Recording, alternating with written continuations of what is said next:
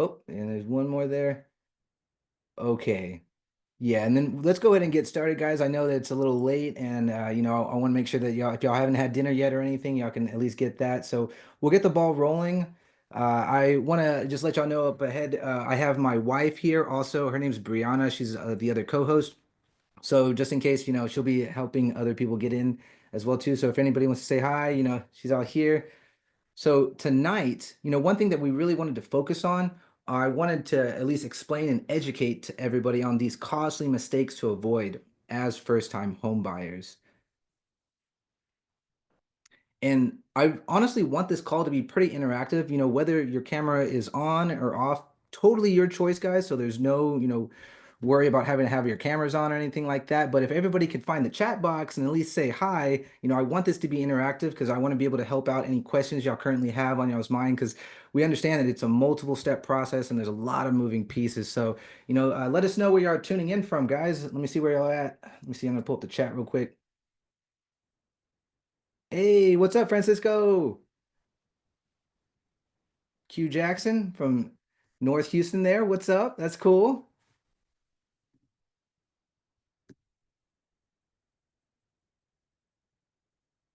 Chicago. What? Wow, that's crazy, Nicole. That's really cool. I'm so glad that you're attending this one here. And then oh, cool. Jonathan got the Southeast there. I'm originally from there. I went to Adobe High School, way back in 2011, but I know I don't look like I graduated, high school over 10 years ago. That's so awesome, guys. Well, thank you all so much for, chiming in on the chat, and we're going to be covering a lot of things today. So, if y'all haven't already, whether you take notes on your phone or if you want to grab a notepad or anything like that, this is definitely the time to do so to, take notes on this because it's literally going to be like drinking water from a fire hose, but we'll definitely make sure, to break it down and, we're going to have a Q&A session at the end of this webinar here too, so you can definitely I'll help answer your questions on that. So, our goal tonight is really going to be an easy one here, but I want to just ask everybody to begin kind of like, how are y'all feeling right now? Are y'all, concerned or like stressed out or really even intimidated or anxious about this process? Let me know in the chat. And Q, I am a Houston realtor. I'm actually a broker. So to answer that question there, oh, Med Center, what's up? That's cool.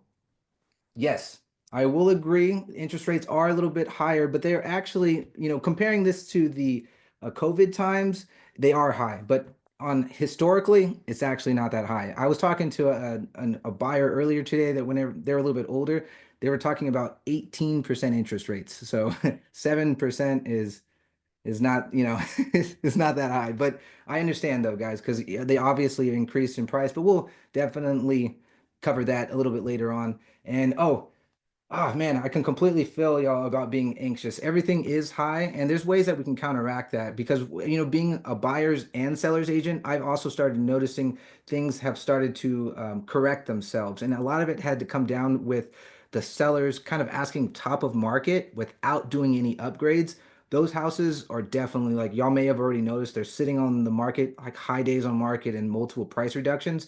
That's kind of like what we're seeing because like what y'all had mentioned earlier with the rates, like they just don't coincide. Like obviously when rates were super, super low, it was easier to be able to overbid on properties because money was cheap. Now that it's expensive, but don't worry, guys, we're going to cover that just in a little bit here. So, I want y'all to, just know that our goal tonight is really an easy one. I want y'all to feel in control and at ease about this entire process. So, anybody that's feeling anxious right now or worried or concerned, we can just take a deep breath, guys, and let's all say we got this. So just a little bit more about myself. I am a Texas broker here and also known as kind of a real estate superhero here. We've got some crazy deals, able to make it all the way to the closing table. And I have some crazy stories I could definitely tell you all later on. But, I'm your genuine and authentic broker here, proudly guiding hundreds of families every year through the exciting journey of buying and selling homes. I want y'all to know with my guidance and care and commitment, I want you to ensure that your success is always my top priority. And just a tad bit more about myself. The reason why I do all this is really to help out families at the end of the day. When I first started my career, I was not necessarily lost, but I was kind of finding that why on why I was doing that. And what I generally love to do is help families and solve problems to help them get there. I'm a huge golf and car enthusiast. My favorite car currently is a Lotus Evora, and if you don't know what that is after this webinar, definitely check it out. It's pretty cool. It looks like a supercar, but it's not that fast as a supercar, but it's cool. I've been in real estate since 2017, and I went to University of Texas in San Antonio all the way up to about 2013. And me and my team are aiming to help 100 families this year with achieving their dreams of owning a home. And honestly, guys, I really love helping home buyers. Here are just a couple of past clients that I've actually helped out. So starting over here to the left, that's Diana and Jose. They actually, were just starting out a family. We got them a great deal on Southeast Houston, and now I believe they already have two kids. And before you know it, they're going to already outgrow that house that we helped them buy about 3 to 4 years ago. This middle family here is the Zicos. They had a very special case where they were trying to sell a property and they needed a larger one, so they were trying to look at the northwest side of Houston. And the house they were looking at was actually on the verge of going to foreclosure, so we had to stop it from actually going to the auction. And what we were able to do was find an investor that kind of helped in, and it's called a bridge loan, where they pretty much helped fund the gap and help them purchase that house that they wanted to while we were still selling their other house on the southwest side of town. Able to get it all done. They sold their southwest house, used all that equity to pay off that bridge loan, and now they're living into a really sweet Spanish villa with a pool. Looks super nice. The family over here on the right is the Grande family. They're both teachers and they actually live in North Side, and we were able to find a really nice home for them right into the same school zone that they worked in.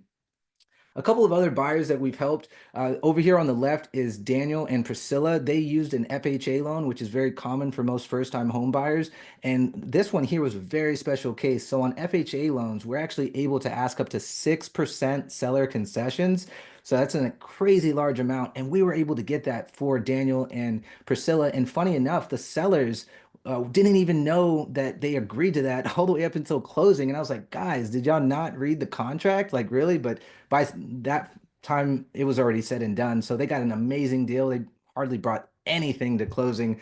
The family in the middle, this is Shanelia. She is just, has such a bubbly personality and full of life. Whenever y'all come to any of our client appreciation events, hopefully you'll get a chance to meet her. She's really friendly and super nice.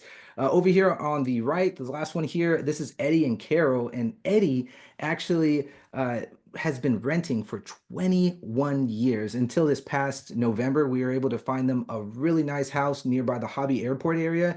He ended up buying two lots, kind of almost side by side. So he practically owns like practically half a block. It's really sweet. But he paid off somebody else's mortgage because he practically lived there for 21 years. And when he got to me, he was totally like, I'm so done with this place. They haven't kept up with it. I'm tired of doing that. And he wanted to start creating, wealth for himself. And here are a couple of Google reviews from some of, my past clients there. And these are all real reviews. You can definitely check out my Google page because they're all there. But let's get really, to the reason why y'all are here tonight. So here's what I've learned over the 8 years of doing this, that what most buyers really screw up on. So some of the first-time homebuyer mistakes based on the 8 years of doing this that I could tell you is that about 90% of first-time homebuyers either end up with the wrong house or they end up in the wrong deal. So our job today is to help you see around the corners so that you could be the most prepared homebuyer in all of Texas. So hopefully you're all ready, guys.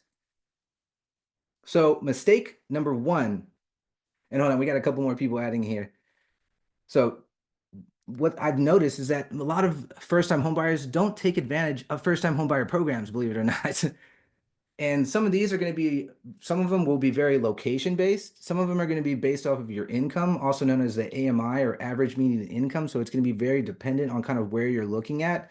Some of them may require you to hold on to the house for a few years. Like whenever we were buying our first house, Brianna actually used a grant, if I'm not mistaken, and that kind of has that stipulation where you need to live there for at least 3 years or so before that. If you sell it before then, you may have to like pay it off as part of your equity. Some other ones will actually have interest rates that are more favorable than the market, because I know some of y'all mentioned earlier about the high interest rates. So this is definitely something to consider as well. And some are even 100% financing as well. There's also some that are grants and you don't have to pay those back. And I believe right now there's about two going on. There's one that's about 5,500 and another one that's 8,500. So it really, there's some really good programs out there that people don't even know about. And, they could save them a lot of money and start becoming a homeowner and building wealth for themselves and their family. Some of them are going to be based on the type of jobs that you do. So whether, you're a first responder or a teacher, there's specific programs to help out, those type of individuals. And some of them are literally, they exist just because of the bad, banks' bad behavior back in the 1960s and during that whole like predatory lending and stuff like that, and all the way leading up to '08. Lending has gotten a lot stricter since then. So there's still like those ARMs or adjustable rate mortgages, but a lot of the time everything is all fixed, 30 years, and they have something called a no prepayment penalty. So if you are wanting to get ahead of schedule, you could pay it off early without having to worry about any sort of repercussions of paying it off early. One thing I learned from one of the lenders we worked really closely with is that if you were to take, your monthly payment and actually apply it completely towards the principal, it chops it down from 30 years to roughly about, 15 to 17 years. So that's a good way if y'all are able to do that to help really chop it down. So, I mean, I got a question the other day was like, does anybody even live in their house for 30 years anymore? And that's very true. I mean, there's very few. Some people do live in their house for that long, but at the same time, on average, it's anywhere between like 7 to 10 years. And you want to use this first home as a stepping stone, guys. That's going to be the big thing here. Another thing I come across is that they some first-time home buyers want to get something that they see on like HGTV or something like that, and they want it to be completely perfect. And there was a saying that I came across earlier today where it's like it's always better to have time in the market than trying to time the market, because there's never really always a perfect time. It's like whenever you get in, that's whenever you can actually start playing the game and building equity for yourself. Just to continue on here, some of them have federal tax credits that will pay you back every year as part of your mortgage interest, and then you may be even able to stack one on top of the other. But of course, you always want to get with a lender to see what you can qualify for and kind of help put everything together for you.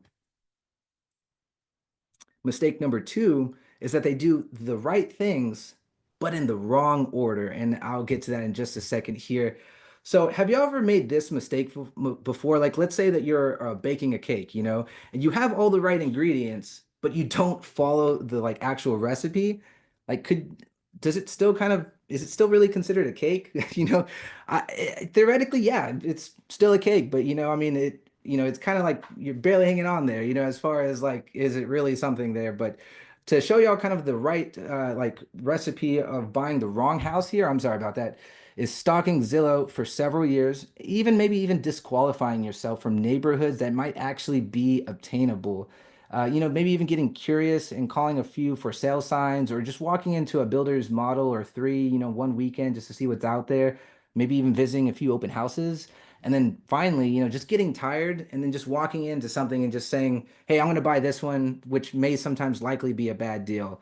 And to show y'all kind of the right way of doing this, right now, everybody here is really on that first step of finding something called a gladiator. And we're going to cover that a little bit later on. That's going to fight for your best interest. After you move from that phase there, you're going to want to explore all of the first time homebuyer programs and options with the right mortgage lender.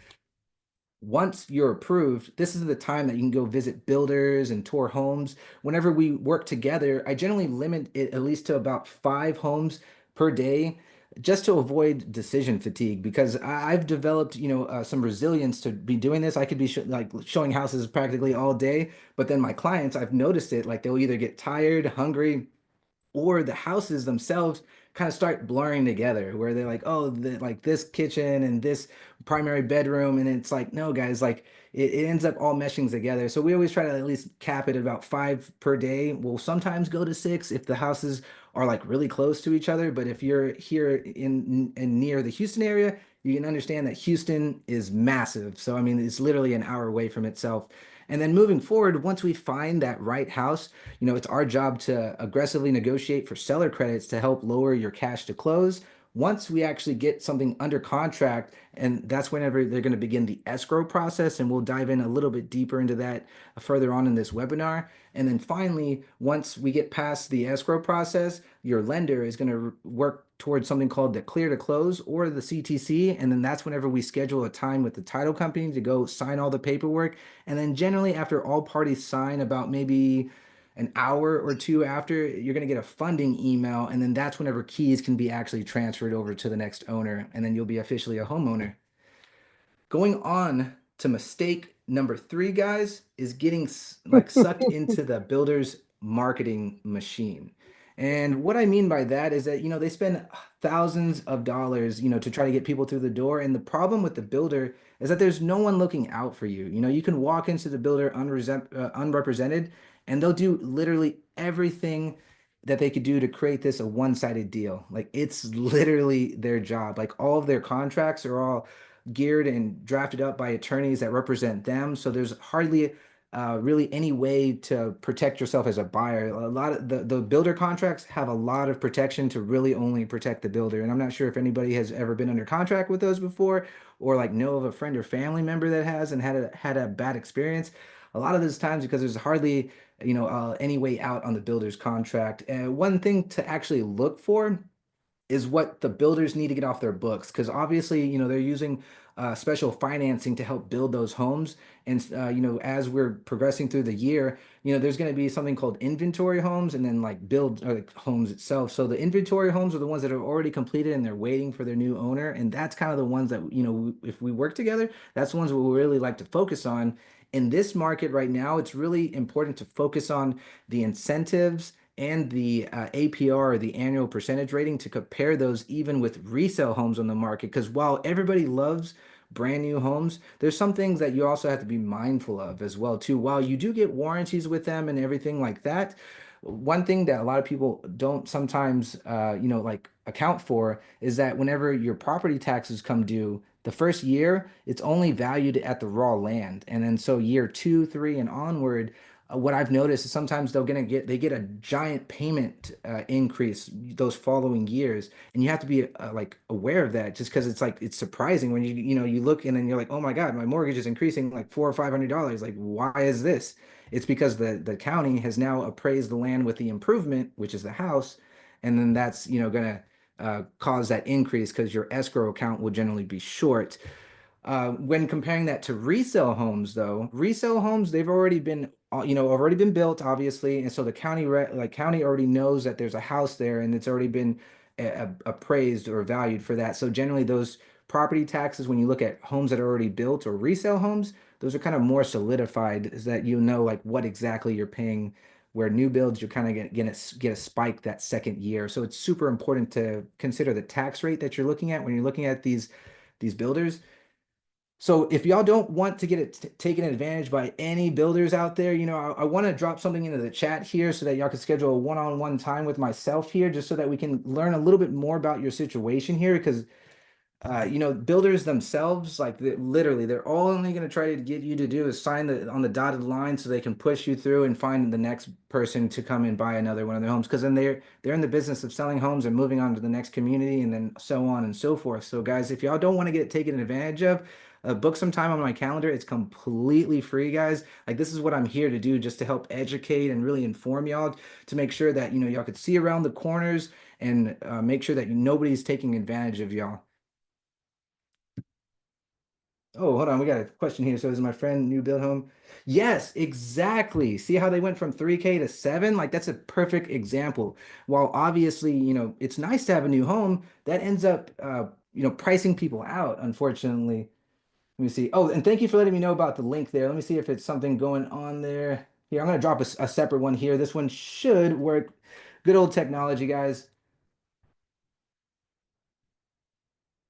And if not, I have a Calendly link as well too. So don't worry, guys. Like if that link continues to give us problems, we'll go through that. And if anything, real quick, let me actually send that Calendly link too, just in case, guys, because I want to make sure that I can help y'all out. Let me see Calendly, and then we'll go on to mistake number 4.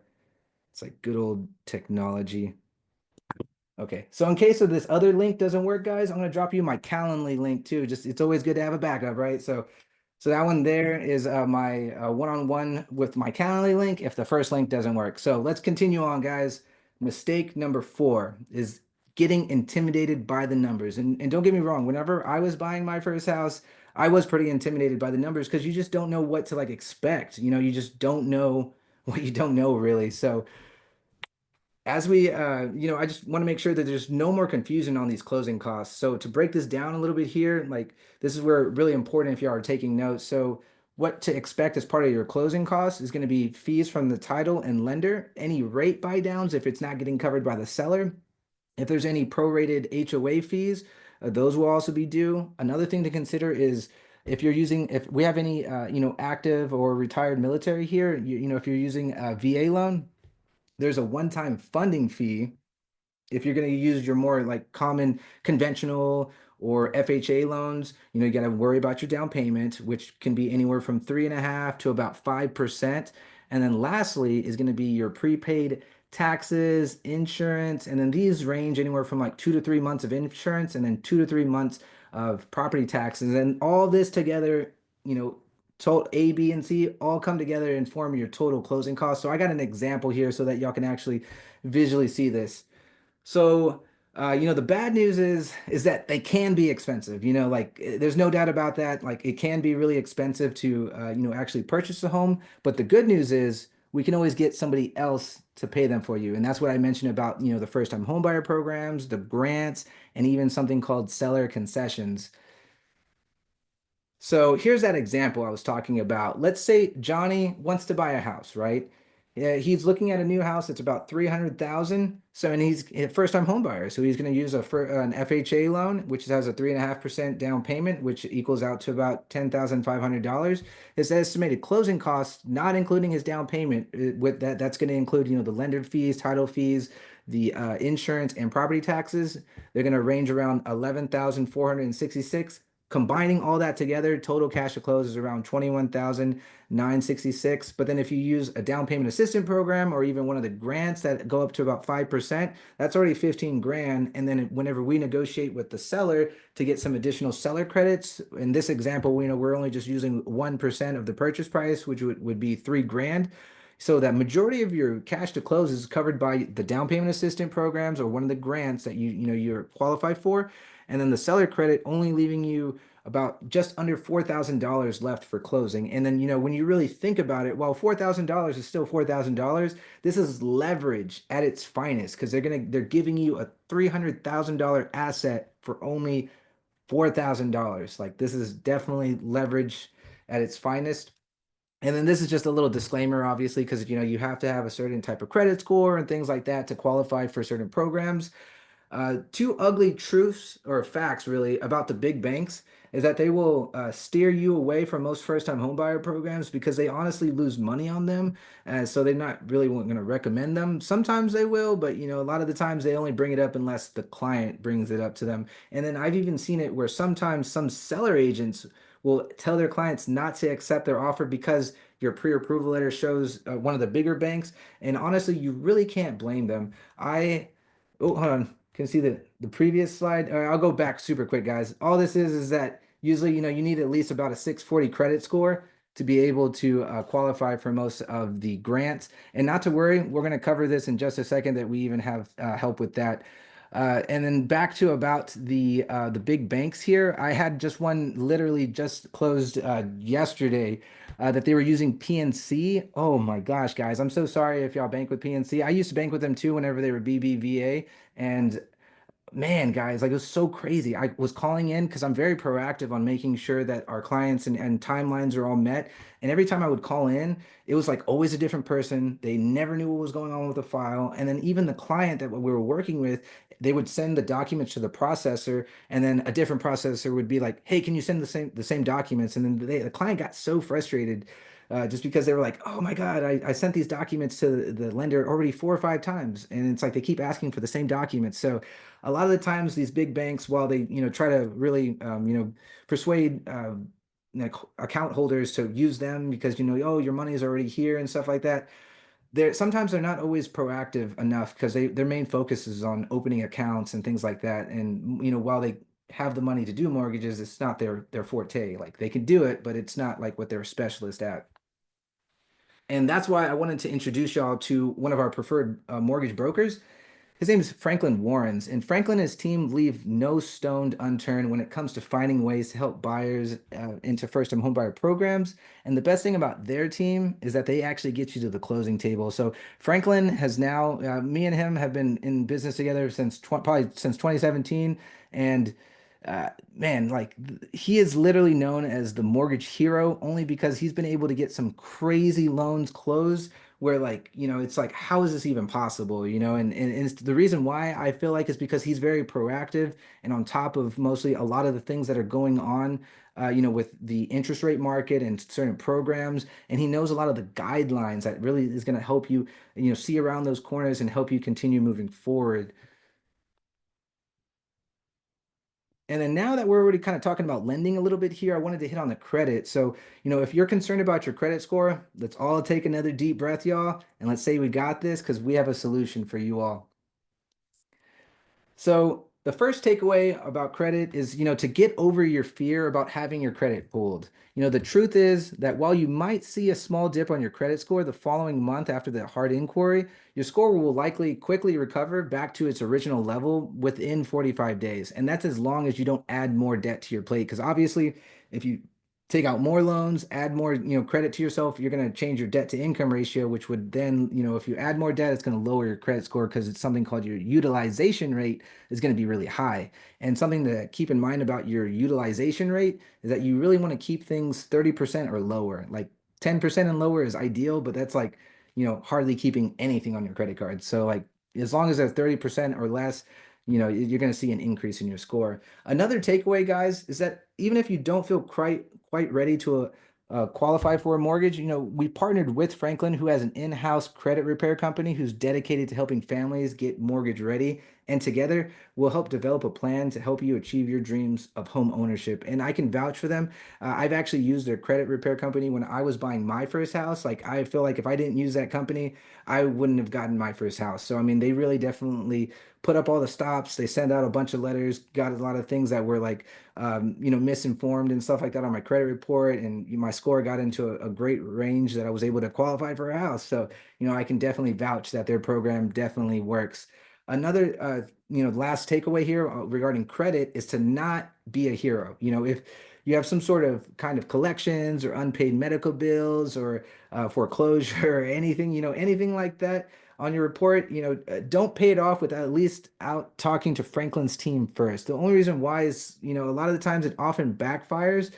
So you want to run through everything through Franklin's teams first, just bottom line, guys, because being the lender, they're going to be able to do something called like a credit simulator where they'll take that credit simulator and go based off of everything that you currently have and kind of see which one would be more beneficial to pay off than the other one so that you're not just guessing, which I was doing before I even got connected with them. You just got like, oh, I'm just going to pay all these cards down. And they're like, oh, you don't even necessarily need to do that. Like if you just focus on this card or pay down this loan, your score is going to jump up, 60 points or whatever. Like they run through their credit simulator and they'll let y'all know on like what's the most beneficial credit lines to focus on. So, guys, if y'all want Franklin and his team to start building a list of first-time home buyers that programs that y'all would qualify for, y'all can either scan this QR code here, or I'm also going to drop another link here. This is going to be directly to his link to apply. Let me see. I'm going to copy this real quick. The snowball effect. Yeah, that's a good one. Yeah, it is really a good one. I've done that, the snowball effect in the past too. And then I actually read a book, a couple years back called was it The Richest Man in Babylon? And they had that 70, 30, 10 kind of split on how you like separate your income. 20% of it goes to like paying off debts, and then 10% is always kind of paying yourself first, and then that 70 is for your fixed expenses. That actually was a really good way to help me like just start chopping away at debt. I was just like boom, boom, boom, boom, boom, boom. I was like, nice. And it's a great feeling because then you start seeing that your score just increasing and increasing. So yeah, that's really cool, guys. I'm gonna leave this up here just a quick second here so y'all can either scan it or save that on the side there so y'all can feel free to apply because this is honestly going to be y'all's next step in this process. That if y'all want to make this a goal for y'all for this year, is to the first step besides meeting with a real estate broker is getting pre-approved, because then we'll be able to fine tune everything based off of your pre-approval amount, and then we can start focusing on areas that you really want to see yourself moving into. And one thing that I always tell all the clients we work with is that no matter what you get pre-approved for, do we ever need to explore that top number unless you want to, because it's all about finding a comfortable monthly payment for you. And we're not in the business just to put people into homes. Like we are here to help you all create wealth for yourselves and your family, because real estate is such a powerful tool for that. I mean, isn't there a statistic out there that's like 90% of all millionaires got their wealth through real estate. I mean, and it's time, it's time tested. Like this has been around like since the dawn of time practically. I'm pretty sure even cavemen were probably like over here selling like, different like caves and stuff, who knows. But let's keep moving on, guys. Now that we're still on this, this here is definitely a point where you probably want to take some more notes here. But the 5 steps involved into buying a home in 30 days, we're going to tell this story with cost in mind. So at the end of this, when we're done, you're going to have a list of the cost. So, you can have everything that you need to plan for. So I'm sure some may be thinking about you know, like how much does it actually cost and what you need? Well, first things first is really like how much does it cost to work with us and our team to get you in shape to buy a house? Guys, it's actually 100% free. We're performance based, which pretty much means that like we don't get paid until actually we get to the closing table. And I know there's kind of some stipulations that are going around ever since like August 17th on how like they're getting rid of like the whole buyer compensation and stuff like that. That is absolutely not the case. And the commissions have always been negotiable, and generally what they were doing is they're pretty much decoupling them from the seller, and it's just because a lot of the times old listing agents would essentially already pre-market with a certain commission rate in there without even really like speaking to the sellers about this on how it technically works. So, and I can reassure y'all guys that like while this seems a little like scary and worried, about 98 to 99% of the sellers right now are still offering to cover our fees. So, theoretically, this really isn't an additional cost in your end because we're still getting it covered by the seller. Ever in the event that they're not covering our fee, we're going to let you know even before we go see that house so that you can make an informed decision on like, hey, I really like this one enough that I want to keep pushing forward, or hey, nope, like you can go look at another one. And that's even if this takes like, a year or longer. So, I don't want y'all to feel like, oh my God, we got to buy a house tomorrow unless you need to. And then we're here to help out with that. But like we've helped out clients who've taken a year or even two, just because like it takes time to find the right house. I always tell the clients we work with is that you want to find a certain feeling when you walk into the house, and when you find that feeling, that's how you know you're getting close to the right one. Because, you don't it may take a couple. I mean, on average, it's usually like maybe 5 to like 15 homes. When we start exceeding probably 20 or more homes and you still haven't found the one, that's going to be either one, the market's super competitive, or two, we probably need to fine tune your search criteria a little bit more just so that we're not just like driving all over the place because it can get really tiresome for our clients itself too because Houston is massive. Or even if you're from San Antonio, like just going across town could be a mission. So here are some of the really important things, guys, on how much do you need. So whenever you get your actual offer accepted, there's going to be some things that you need to get ready for. So that first thing is going to be your earnest money, which is generally about 1% of the purchase price. And this is a point of negotiation because this is going to be essentially your skin in the game. And you can offer more than 1%. Or generally, if you offer less, it kind of makes your offer look less attractive. So we always recommend at least 1%. So in that example earlier, about 300,000, that would be about 3,000 that would be needed for earnest money. And keep in mind that actually is part of your cash to close. So that's going to be there waiting for you on the day of closing. So that's not like, it's not just going to like disappear and go off into the ether or anything. The second thing is going to be your option fee, and this is anywhere generally between $200 to $400. This is another negotiation item. This is essentially allows you to buy a set number of days for your unrestricted right to terminate. So during this option period time, this is whenever you want to get your inspection scheduled, any homeowner insurance quotes. You want to, get as much due diligence as possible during that option period of time because it's a very pivotal point here. Because if you find something super wrong with the inspection, you're going to be able to terminate and get your earnest money back. If you terminate outside of your option period, we do have other ways to help protect your earnest money, but it's less likely for you to get your earnest money back after the option period because we would need a set number of things to either fall into place for it to actually work. And an example would be like maybe the appraisal not coming in at value. That would be a way for us to terminate and also get your earnest money back, but we'd need help from the lender to supply the seller's agent like a written document on, noticing, like letting them know why it's not going to work and stuff like that. Because you can't just be like, oh, at least outside of your option period, you can't just be like, I don't want this house anymore. Like I'm out. you can, but you're at a higher risk of losing your earnest money. So we always recommend getting as much due diligence as possible during that option fee or option period time so that you can really make sure you're making yourself a good investment. And before we move forward, while we're talking about kind of inspections here, especially if you're looking at a resale house, there's going to be things that have been grandfathered in as building codes change. So sometimes, an inspection will be like maybe probably like 40 to 50 pages. This thing's like a book. And it looks like, oh my God, the whole house is falling apart. And I can assure you that it's more than likely not, unless we're looking at an investment home, then it might be falling apart. But if we're looking at something that you're going to be more move-in ready, a lot of the times anything that's like deficient could be more or less grandfathered in because it just was built at a prior time.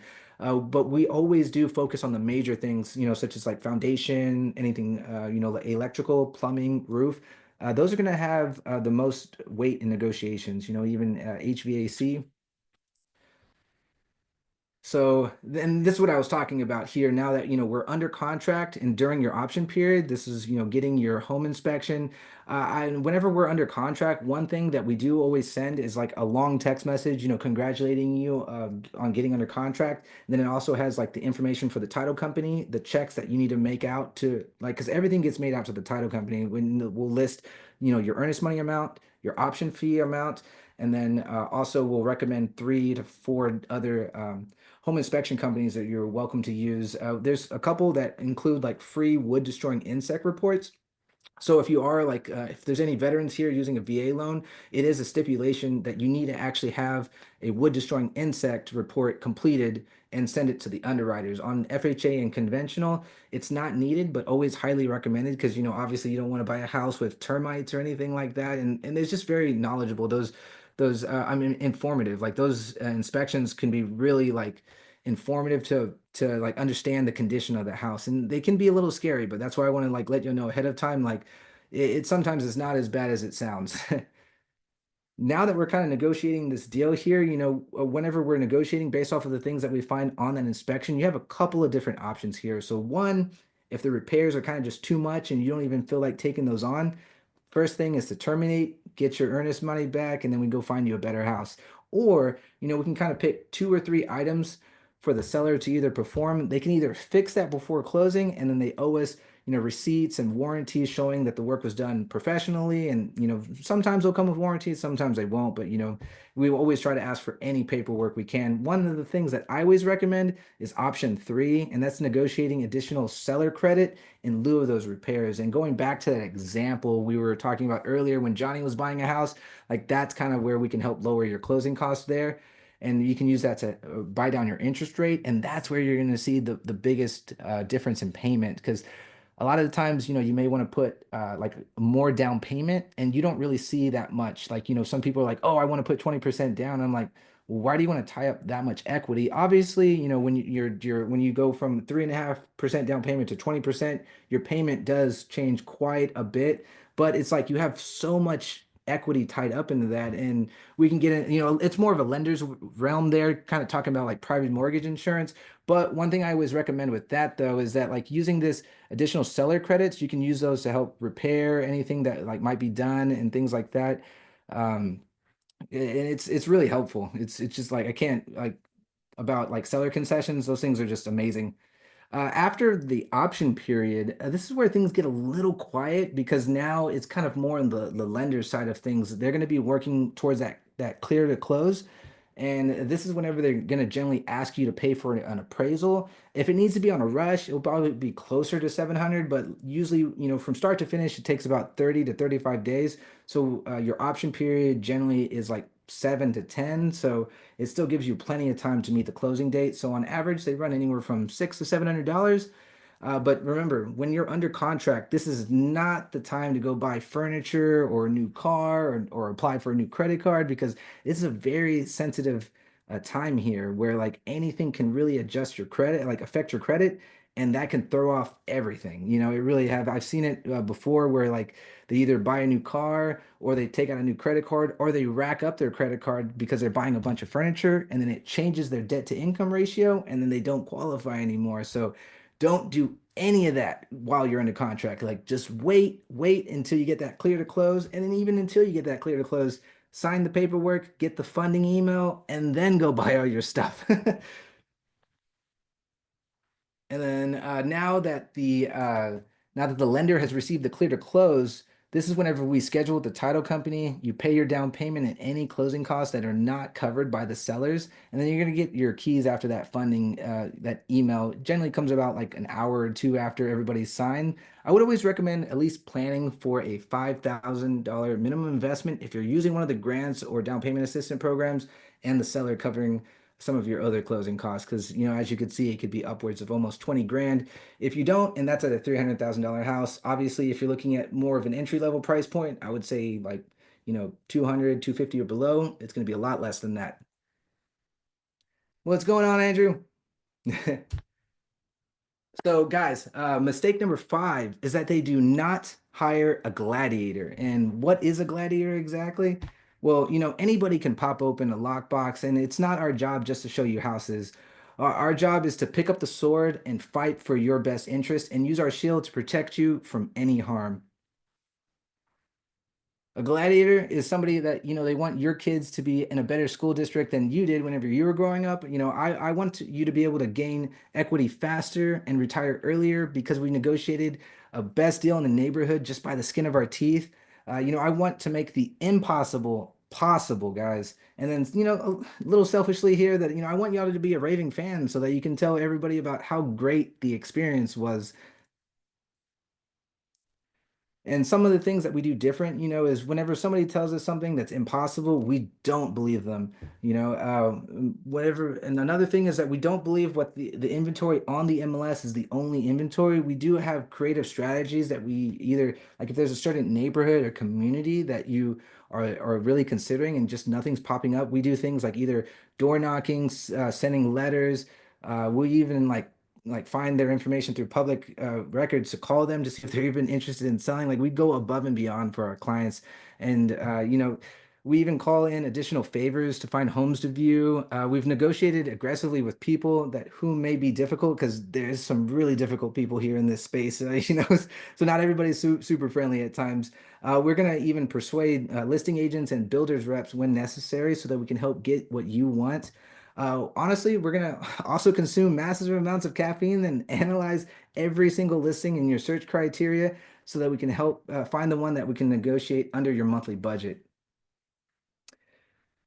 While, is all these tactics going to work? Unfortunately, no. But you'll know that we pulled out all the stops until the problem is resolved. And here's what we look like when it's all said and done. Yeah, honestly, guys, like we have some battle scars that definitely you'll be surprised on some of the deals that we've worked through and just the difficult people we've had to deal with. But we're still here, guys. We're helping families out, so that's really big. Let me see what here. I want to buy an investment property and still have a first time. Oh, okay. We'll get to that in just a second, guys, on the Q&A there. That is a good question. And then Bree, if you're on here, you may want to save that question so that we can save that and answer that here later. So I know we've covered quite a bit of stuff, guys, in just a short amount of time. But I want to ask y'all, how are y'all feeling now? Are y'all less concerned, less stressed out, less intimidated, maybe less anxious? Let me know how y'all are feeling, guys.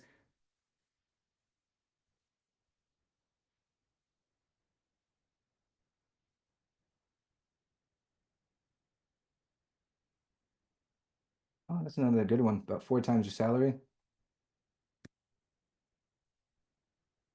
Cool, calm, and collected. Y'all guys are awesome. Awesome. Well, guys, I mean, was this a good use of y'all's time on this Wednesday night? You want to type yes in the chat, guys? Hopefully it was good time. Thank you, Neil. Appreciate y'all. Y'all really mean the world to me, guys. And now, knowing all this, do y'all feel more confident with your ability to avoid these five big mistakes, y'all? Nice, better than watching TV. Yeah, right. You know it. Awesome, Carolina. That's great. Well, guys, your job, is to tell us what you really want and let us worry about making it happen. So I want y'all to take, hopefully all of this, with a lot of, oh, nice. Guys, and it really means a lot, that y'all actually, spent the time this evening to, spend this time with me and kind of go through this whole thing. We're gonna drop it in one more time in the chat here, guys, so that y'all can. I'm actually gonna drop my Calendly link because I feel like that one was actually working a little bit better. Let me see, buying a home today's market. Let me drop that in there, guys, for y'all. Yeah, so I mean, I know we covered a lot, and everybody on this call has a very unique situation. So I mean, this is completely free, y'all. To get some time on my calendar, and we can dive deeper in your specific situation, and then even partner up with either Franklin or if y'all have somebody else in mind to really put all the pieces together to make your dreams come true. Because if y'all are on this call today, that means that obviously y'all want to better yourselves and y'all want to build wealth for you and your family. And this is the first step in doing that, guys, of actually attending these webinars and then getting on a call with us so that we can really fine tune and put all the ducks in the row. Because we're real people on the other side of this, this webcam here. We're really here to help. So and then before we finish off here, guys, as I mentioned at the beginning, this is kind of our time here for a Q&A session here. So, feel free, y'all can either drop the questions in the chat or if y'all are